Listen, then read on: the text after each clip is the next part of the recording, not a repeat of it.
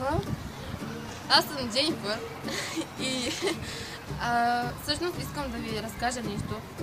Вчера си влязох в телефона и си погледнах YouTube канала и видях, че не 50 сабскрайба, който всъщност страшно много ме зарадва. И бих искала да ви кажа благодаря, защото това значи страшно много за мен. И ако не бяхте видели, може би нямаше да започна да правя видеа.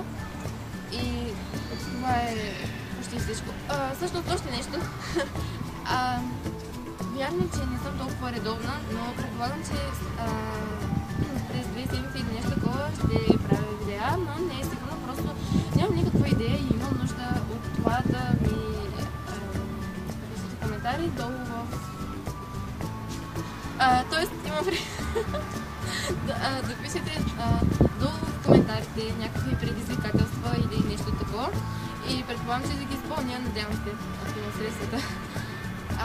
И това е всичко от мен. Приятен ден! Чао!